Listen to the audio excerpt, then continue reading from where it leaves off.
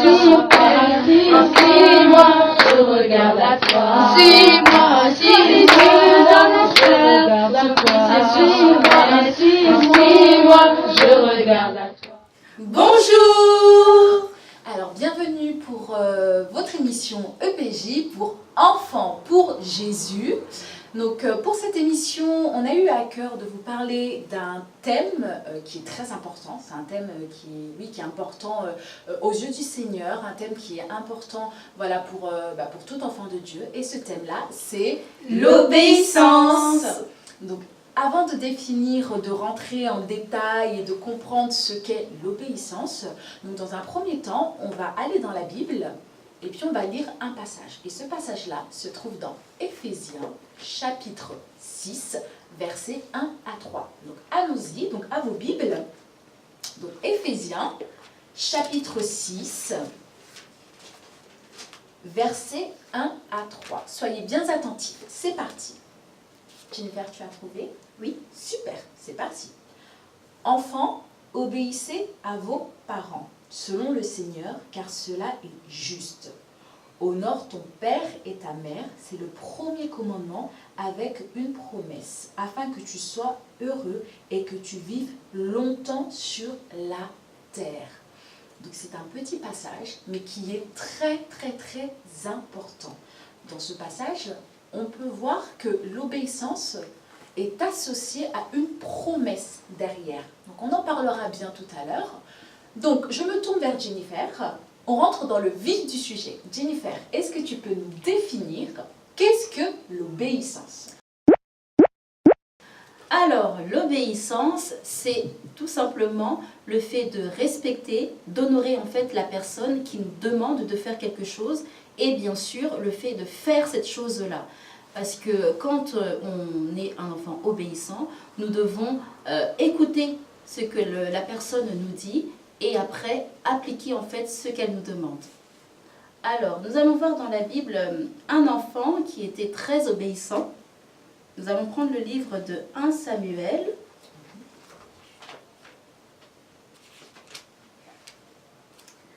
Alors, 1 Samuel, chapitre 3, à partir du verset 9.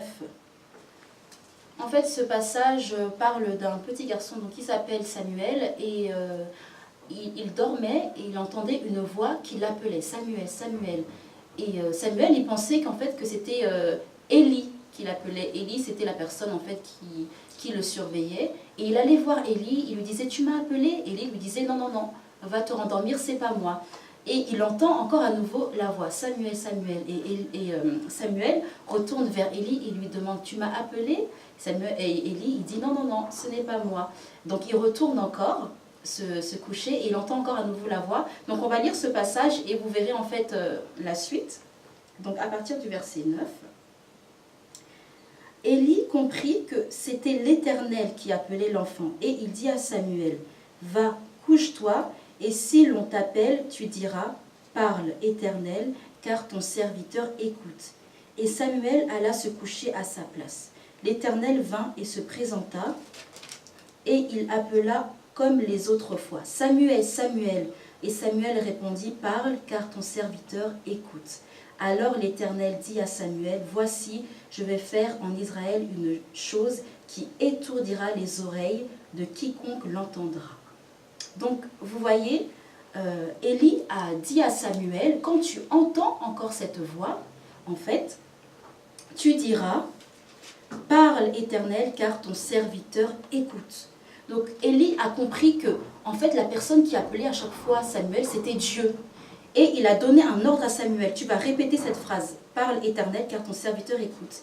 Et quand on lit la suite, on voit bien que Samuel, quand il a encore entendu la voix, il a dit, parle, car ton serviteur écoute. Et quand Samuel a dit exactement ce que Élie lui avait demandé de faire, et bien là, Dieu a répondu. Toutes les autres fois, en fait, où Dieu appelait Samuel, comme Samuel ne répondait pas, répondait mal, il ne savait pas qui c'était, bah, Dieu ne pouvait pas lui dire bah, qu'est-ce qu'il allait faire. Mais quand Samuel a écouté appliqué ce que Élie lui a demandé, et bien là, Dieu lui a parlé. Il lui a dit, je vais faire des grandes choses en Israël. Donc d'où l'importance en fait d'être obéissant. Quand on obéit, et ben Dieu, il nous parle, on connaît sa volonté. Parce que là, dans ce passage, on voit que Samuel a obéi à Élie. C'est à Élie premièrement qu'il a obéi, et là, Dieu lui a parlé. Donc c'est ça en fait, nous devons obéir en fait aux personnes qui nous parlent, et Dieu, il nous parlera encore plus, il nous montrera des choses. Donc c'est vraiment, c'est vraiment bien ce que tu dis, parce que effectivement, Samuel a obéi à Élie. Donc Élie s'occupait de lui et Samuel a obéi à Élie. Et en obéissant à Élie, du coup, il a aussi plu à Dieu, parce qu'au travers de ça, Dieu lui a parlé. Exactement. Samuel aurait pu ne pas obéir ou répondre mal. Et dans ce cas-là, Dieu ne lui aura pas parlé. C'est parce qu'il a écouté, il a mis en pratique ce que Élie lui a dit, que Dieu, en fait, a trouvé en fait cette joie-là de pouvoir lui parler. Donc Samuel, c'est un très bel exemple, c'est un bel exemple en fait de l'obéissance. Donc pour cela, on va vous laisser regarder un petit extrait justement de cette histoire-là, l'histoire donc de Samuel. C'est un extrait qui est tiré d'une vidéo, d'un petit dessin animé. Et c'est un extrait où on voit bien justement Samuel obéir. Voilà le petit extrait.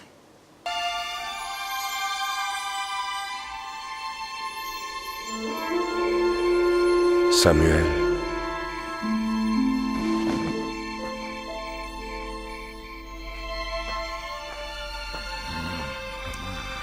Me voici, maître.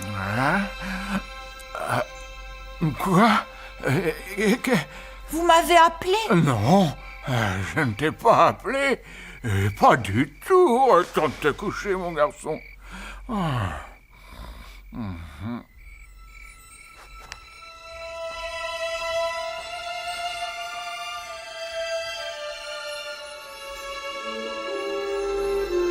Samuel.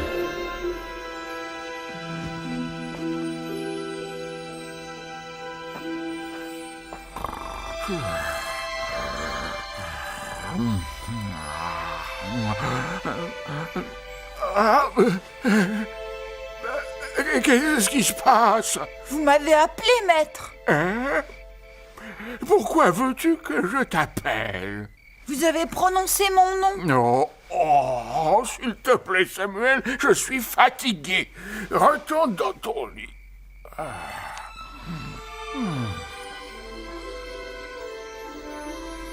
Samuel.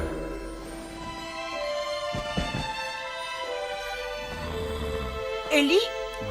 Élie, mon maître. Quoi? Qu'est-ce qui se passe? Qu'est-ce que tu veux? Enfin, qu'est-ce qui se C'est passe, vrai, je Samuel? vous assure, vous m'avez appelé, je ne rêve pas. Samuel, tu es bien trop jeune pour être appelé. Et maintenant, Samuel, fais bien attention. Tu vas retourner te coucher. Si la voix se fait entendre encore, réponds « Parle, Seigneur, je suis ton humble serviteur. » Hein?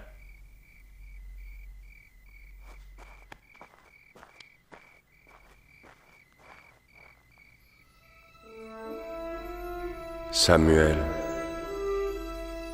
Samuel. Parle, je suis ton humble serviteur. Samuel. J'ai déjà averti Élie et ses enfants pour qu'ils se purifient. Ils ne m'ont pas entendu. Aussi, le jour du jugement approche pour Élie et les siens.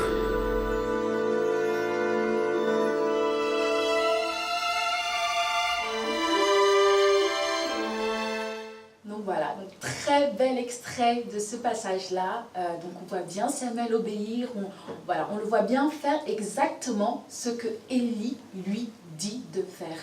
Et d'ailleurs, grâce à cela, en fait, grâce à cette obéissance, Samuel a été utilisé puissamment par le Seigneur. Parce qu'on va voir par la suite que c'était un prophète qui était répandu, qui était bien connu sur tout Israël.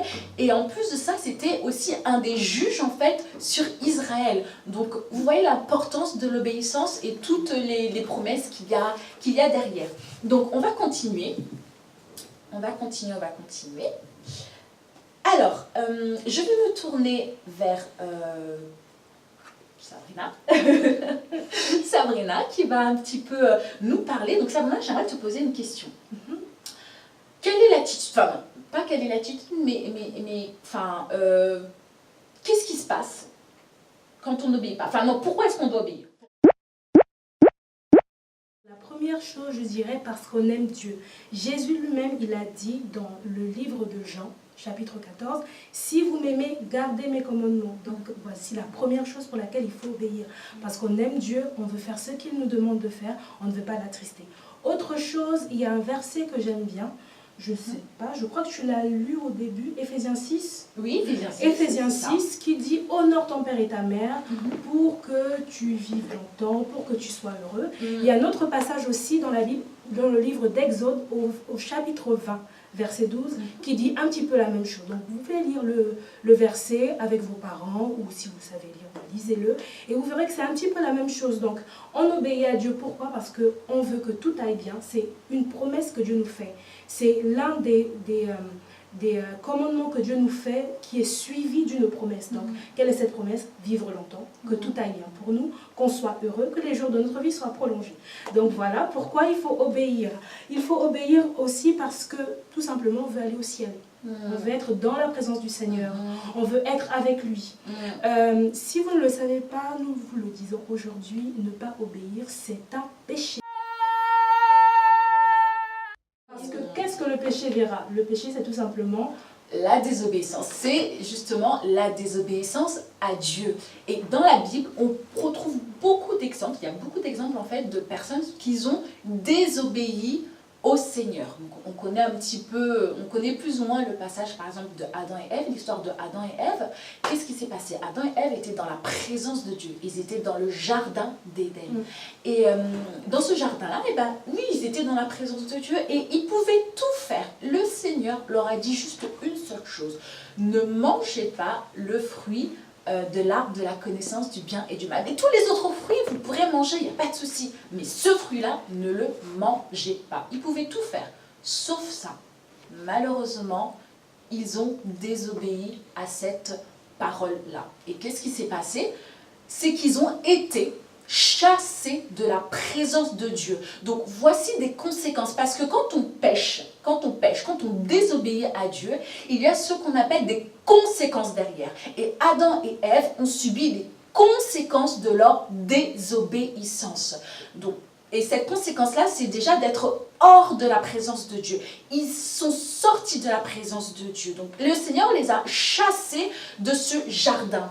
Et en plus de cela, comme conséquence, il y a eu, par exemple, pour Adam, il devait travailler à la sueur de son front. Donc, qui dit travailler à la sueur de son front, c'est s'épuiser, en fait. C'est s'épuisant, et c'est pénible, c'est dur. Donc, en gros, c'est travailler jusqu'à fatiguer. Et alors que, à la base, Adam, tout ce qu'il avait à faire, c'était de surveiller le jardin. C'était ça son travail, c'était ça son rôle. Mais à cause de la désobéissance, il y a eu cette conséquence-là, c'est qu'il devait travailler à la sueur de son front. Et il y a beaucoup d'exemples comme ça. Il y a l'histoire de Saül. Enfin, voilà, il y a beaucoup d'exemples. Donc, déjà, l'histoire de Adam et Ève, vous pouvez le retrouver dans Genèse chapitre 1, Genèse chapitre 2, Genèse chapitre 3. Donc, vraiment, on vous invite à prendre la Bible et à lire tout cela pour prendre connaissance. C'est pas de la blague. Donc, c'est vraiment quelque chose voilà, qui est important aux yeux du Seigneur. Et donc, voilà. Et un autre exemple dans la vie de tous les jours. Si, par exemple, vous voulez sortir dehors, il fait froid. Et vos parents, donc papa, maman ou les adultes qui s'occupent de vous, ou même vos grandes soeurs, enfin les grandes sœurs, les grands frères, etc., vous leur demandez la permission, ils vous donnent cette permission de sortir. Mais par contre, il vous dit de mettre, voilà, il faut mettre votre manteau, surtout en hiver, le manteau, le bonnet, etc. Mais vous n'en faites qu'à votre tête, vous ne voulez pas mettre de manteau, vous ne voulez pas mettre de bonnet, vous ne voulez rien mettre, vous voulez sortir comme ça. Quelle serait la conséquence de si vous désobéissez? Quelle serait la conséquence? on tombe malade. Effectivement, oui. C'est tomber malade, vous tomberez malade. Donc le fait de tomber malade, c'est la conséquence à la désobéissance, à votre désobéissance. Et donc pour éviter tous ces désagréments, pour éviter de vivre en fait tout cela, la chose importante à faire, c'est tout simplement d'obéir. Il n'y a pas de recette miracle ou quoi que ce soit. Le plus important et ce qu'il faut faire, c'est d'obéir. Ça plaît au Seigneur et ça plaît aussi aux gens qui sont autour de vous parce qu'ils vous voient comme un enfant étant obéissant. Donc c'est vraiment très important. Donc on va continuer. Là, cette fois-ci, je vais me tourner vers Jennifer. De nouveau, Jennifer, à qui est-ce qu'on doit obéir? Alors, premièrement, on obéit à Dieu, parce que Dieu est au-dessus de tout, c'est notre Créateur, c'est notre Père, il est tout pour nous, et donc on obéit à Dieu premièrement. Deuxièmement, à nos parents, aux personnes qui s'occupent de nous, on doit obéir en fait à tout le monde, aux autorités, au président, au maire, le professeur. Il faut vraiment obéir, peu importe l'âge, même si votre petite sœur vous demande quelque chose, votre petit frère vous demande quelque chose, obéissez. Voilà, il n'y a pas d'âge en fait, on ne dit pas qu'il faut juste obéir aux adultes et pas aux autres, il faut obéir à tout le monde. Mais attention, on n'obéit pas pour tout. Il y a des choses en fait pour lesquelles on ne va pas obéir. Donc quand par exemple quelqu'un nous demande quelque chose qui est contraire à la parole de Dieu, il ne faut surtout pas le faire. Par exemple, un exemple banal, vous êtes chez vous dans votre maison avec votre maman et le téléphone sonne. Et votre maman dit, si c'est tantine un tel, surtout dis-lui que je ne suis pas là. Si vous le faites, en fait vous êtes en train de mentir. Parce que votre maman, elle vous demande de mentir alors qu'elle est bien à la maison. Et ça c'est un péché. Donc si ça vous arrive, vous dites à votre maman, je ne peux pas faire ça parce qu'en fait si je dis cela, je mentirais et c'est un péché devant Dieu. En fait, quand quelqu'un vous demande quelque chose qui n'est pas en accord avec la Bible, il ne faut pas obéir. J'ai un deuxième exemple à vous donner. Par exemple, quelqu'un, un tonton ou une personne que vous connaissez bien vous dit baisse ton pantalon, baisse ta culotte. Surtout, il ne faut pas obéir parce que là, c'est une catastrophe. Surtout pas. Hein. Non, parce que là, le Seigneur nous dit qu'il ne faut pas montrer notre nudité. Et c'est vrai que dans ce monde, on voit beaucoup maintenant à la télé, la nudité est très souvent présentée, mais c'est un péché, ce n'est pas bien. Donc si quelqu'un vous demande de faire ça, même si c'est une personne que vous aimez beaucoup, n'obéissez pas. Et donc voilà, c'est important d'obéir à tout le monde, mais il ne faut pas obéir sur tout. C'est pour ça qu'il faut connaître la parole de Dieu, parce que si vous lisez beaucoup la parole de Dieu, vous saurez en fait ce que Dieu aime et ce que Dieu n'aime pas. C'est très important. C'est très important. Moi, je suis tout à fait d'accord avec toi. Et j'aimerais rajouter en fait à cela, c'est qu'il faut aussi également obéir aux lois, aux règlements. Il n'y a pas que les personnes, mais il y a aussi, par exemple, à l'école, il y a des règlements, règlements intérieurs. Hein. On a tous eu un jour à signer cela. Il faut obéir aux règlements intérieurs, c'est important. Donc quand voilà, il est écrit de ne pas boire par exemple à la bibliothèque, et on ne ramène pas de canette pour pouvoir boire à la bibliothèque. Donc voilà, donc il faut obéir, et obéir quand ça va, quand c'est dans la volonté de Dieu. Si c'est hors de la volonté de Dieu, si c'est quelque chose qui est hors, qui n'est pas dans la parole, on ne le fait pas. Cette fois-ci, je me tourne de nouveau vers Sabrina. Sabrina, donne-nous l'attitude d'une personne obéissante. Alors, il y a quelque chose, un verset que j'aime bien dans 1 Jean 5,3 qui dit que les commandements de Dieu ne sont pas pénibles. Donc, je vais vous donner un exemple. Imaginez un petit garçon qui ne range jamais sa chambre. Il ne la range pas. Il trouve toujours des excuses, tout et n'importe quoi pour fuir sa corvée. Et quand on lui demande de ranger sa chambre, il le fait très mal. Vraiment, il le fait très mal. Et quand on lui fait un reproche, il répond à ses parents, oui, mais c'est vous qui m'avez demandé de ranger. Et en plus, avec les efforts que j'ai fournis, amenez-moi à Disneyland parce que je le mérite. Qu'est-ce que c'est que ça? C'est de l'hypocrisie. C'est de l'insolence. Il répond à ses parents, il n'est pas obéissant. Donc il faut obéir avec un bon cœur. Autre chose qu'il faut faire, c'est si on a blessé quelqu'un, si on a désobéi, si on n'a pas été, correct avec quelqu'un qui nous a demandé de faire quelque chose, si vous ne savez pas que c'était un péché, on vous l'a dit, c'est un péché, ce qu'il faut faire, il faut demander pardon à Dieu d'abord. Et il faut ensuite demander pardon à la personne à qui on a fait du tort. Oui, c'est très important. C'est très important de réparer ces torts. Autre chose, si vous avez du mal, ne jouez pas les gros durs. Ce n'est pas bien d'être désobéissant. Si vous avez du mal à obéir, demandez au Seigneur. Lorsqu'on prie Dieu de tout notre cœur et selon sa volonté, il nous exauce à leur prier. Demandez au Seigneur de vous aider à obéir, de vous aider, si vous avez du mal, à respecter les professeurs, à respecter les adultes qui s'occupent de vous, respecter vos parents, vous avez du mal avec les autorités, quelles qu'elles soient, demandez au Seigneur de vous aider. Voici le conseil que je vous donne. Et moi je suis d'accord avec ce conseil-là. Il n'y a pas de, encore une fois, il n'y a pas de, enfin il n'y a pas de solution miracle la prière. La prière, en fait, si on a du mal à faire quelque chose, c'est d'aller vers le Seigneur et de lui demander de l'aide. Parce que c'est Dieu qui nous demande d'obéir. Et parce que c'est lui qui nous le demande, c'est à nous d'aller vers lui, en fait, quand on a du mal, pour lui demander de l'aide. C'est très, très, très important. Le Seigneur ne peut pas nous donner quelque chose alors qu'il sait qu'on n'est pas capable de le faire. Donc, s'il nous demande quelque chose, c'est parce qu'on peut le faire. On peut le faire non pas avec notre force, mais parce qu'il est là avec nous et parce qu'il peut nous aider. C'est Dieu qui nous aide. C'est lui, justement, qui nous donne la force de mettre sa parole en pratique. Donc, c'est vraiment très important. Donc, toute personne qui prie, qui parle à Dieu et qui lui demande de tout son cœur de pouvoir l'aider à obéir, Dieu exauce. Parce qu'on prie un Dieu qui est vivant. Il est vivant, il nous écoute tout le temps. Il est là avec nous, comme sa parole le dit, il est là avec nous tous les jours. Donc, il nous écoute tous les jours. Donc, il n'y a pas un temps plus favorable que d'autres. Non, c'est dès qu'on sent que là, ça ne va pas. Allons dans sa présence et demandons, prions, Seigneur, aide-moi parce que là, je n'y arrive pas et j'arriverai pas sans toi. Et le Seigneur, parce qu'il voit la sincérité de notre cœur, tout à l'heure, Sabrina a parlé de l'hypocrisie. Dieu n'aime pas l'hypocrisie, il aime la sincérité. Donc, parce qu'il voit la sincérité de notre cœur, qu'il va agir.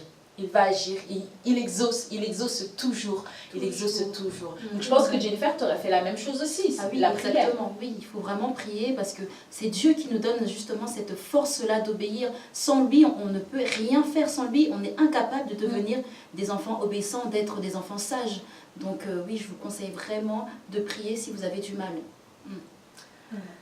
Donc, j'espère que ça vous a été utile, que vous avez pu comprendre certaines choses.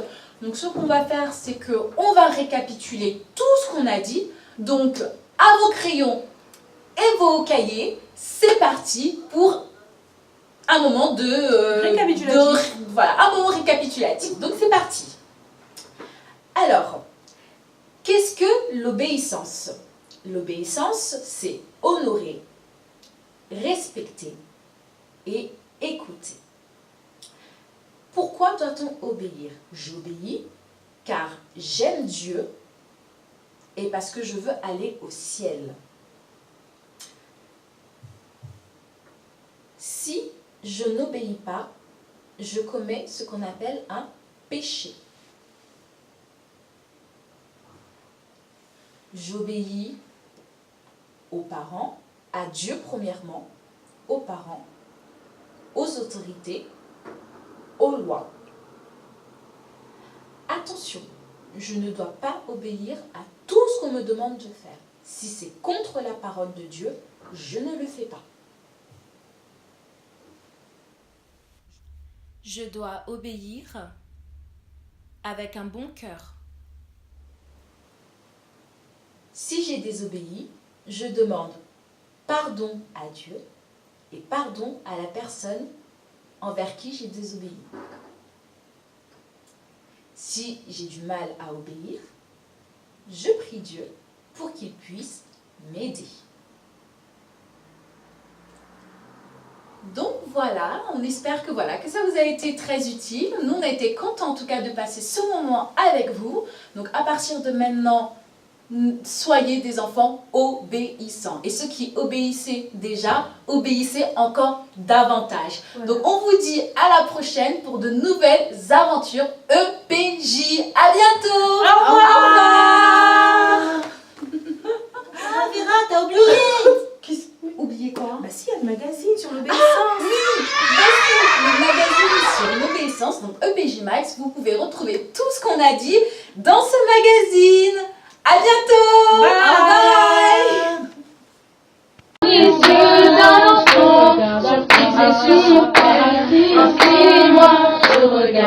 toi. Suis-moi, suis-moi, je regarde à toi.